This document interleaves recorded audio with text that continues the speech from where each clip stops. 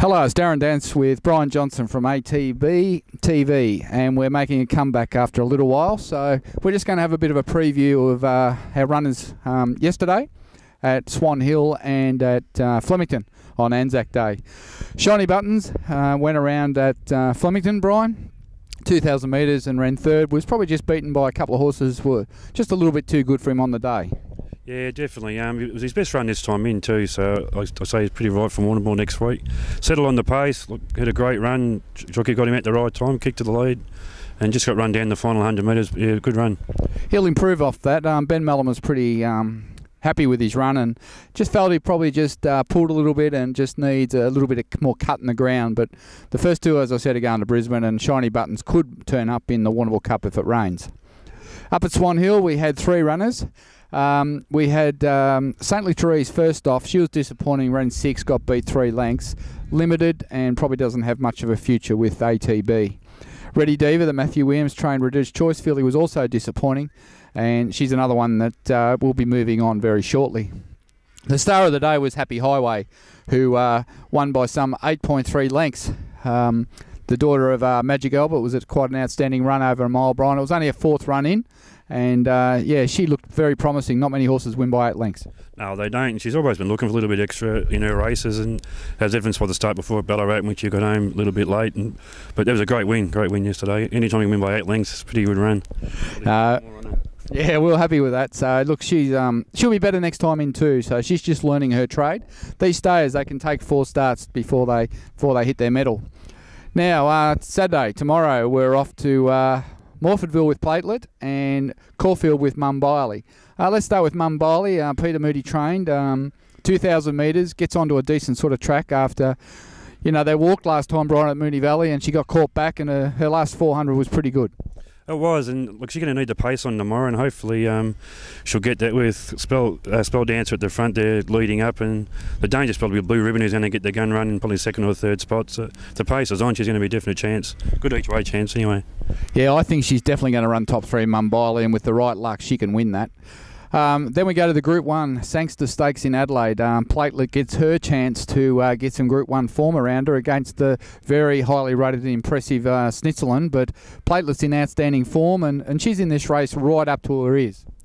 And great value at the each way too, because if you look at the form, I think Platelet's ran 2nd to Bell Sprinter last spring, beaten by about a length or so, and then Bell Sprinter's come out and beaten Snitchland up in Sydney. I mean, it'll be a different form and different races, but like Snitchland's what, $1.60, Platelet's what, $10. So it's I'll be on Platelet each way because you're better value.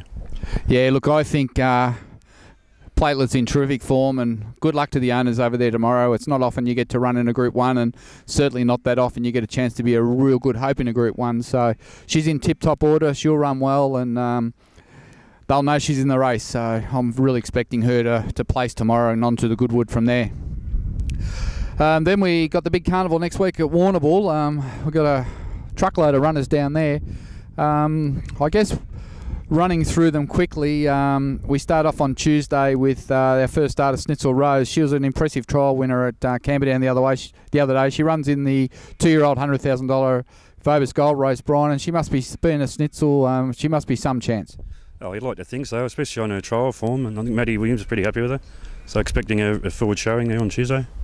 Change course, might back up there as well. She's had a 2nd and a 3rd from her 2 starts. Going to the front and just got run down late. I thought she'd actually won, but she did get run down. We're going to ride her a bit quieter down at Warrnambool, and a little bit of rain around will certainly help her chances, and she'll be fitter for those 2 runs.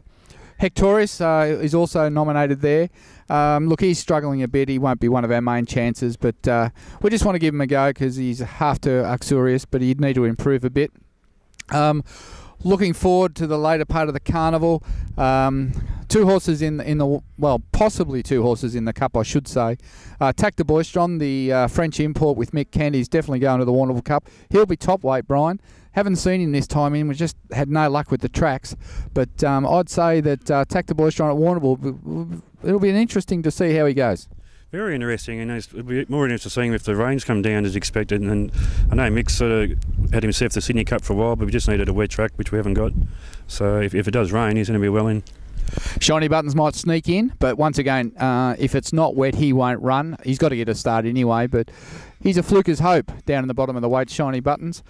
Probably one of our best chances on Thursday will be Lucky on Barefoot. A tragedy beaten at Cranbourne first up, and he looks to be in career best form. Lucky on Barefoot down at Warrnambool on Thursday. He got beat by Jungle Ruler by an inch last year. Cost us all a lot of money plus the quaddies. Can we go one better, Brian? Yeah, well, hopefully we can this year, but yeah, as you say, he was a nearly good thing beaten first up, and traditionally goes well second up as well, so looking for a big run for him next week. And fantastic first up for Mick Kent over 1,700 metres. Ken train to stay, Mick, so fantastic coming back off a change of stable and a long-term injury. He's not going all the way to Warrnambool for a rest. He's going there and he'll be some hope. The best for the carnival for us, I think Lucky on Barefoot is a great chance to win down there.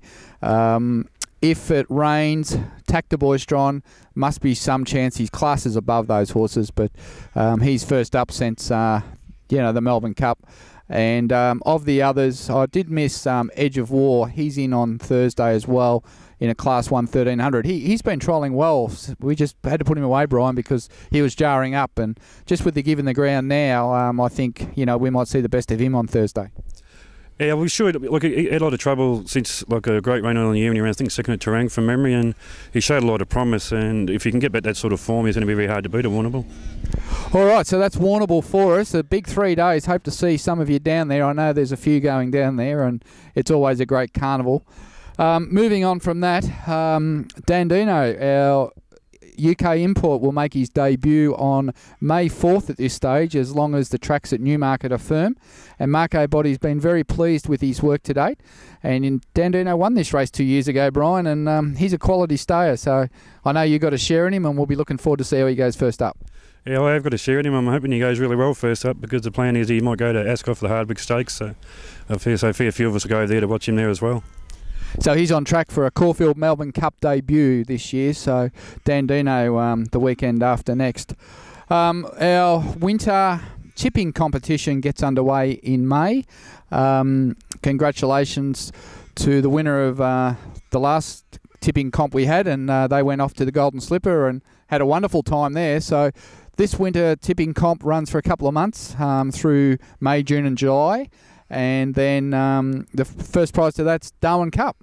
It is. It's actually only through May and June. Only May and June. It starts on the same day as Dandino's running on May the 4th, and it's kindly sponsored by Luxbet, who incidentally tomorrow have specials on all the Group 1 races. I think from memory there's 6 Group 1 races. If you have a bet and have a win, they'll match your stake up to $100. So you can effectively get double the odds up to $100. That's with Luxbet. It is with Luxbet, yep. So our tipping comp, how's it work? Tell the people out there, can anyone join up? How does it work? Anybody can join up, and anybody's eligible to win the weekly prize up to $150 in bonus bets, and it's paid down to the first 10 place getters. And if you want to win the main prize, the Darwin Cup, you need to be a Luxbet member. So you need to register with Luxbet and then put your username in on the site. And the tipping each week revolves, there's probably a half a dozen races each week. And some races are double points, some races are triple points. And you have to select one winner, one horse to win and one horse to place. And you get the points total according to Luxbet odds for the results from that race. Well, there you go. All the details is on the website. So join up the winter tipping competition. First prize, 2 people. We'll fly to Darwin. We'll put you up for accommodation in Darwin for the Cup, and we'll have a great time. There'll be a heap of us going up there, so please join up. And as Brian said, you must be an owner in one of our horses to win the grand prize, but anybody can join and win the weekly prizes. It's just a bit of fun that we do here at ATB. Anything else you want to add, Brian? Good luck. Good luck. He's a funny boy, and he's a bit devastated after Collingwood got hammered yesterday by Eston. It's always a great day for me when Collingwood get beat. Anyway, until next week, happy punting. Good luck with your runners, and please be cheering on Platelet in the Group 1 tomorrow. Cheers for now.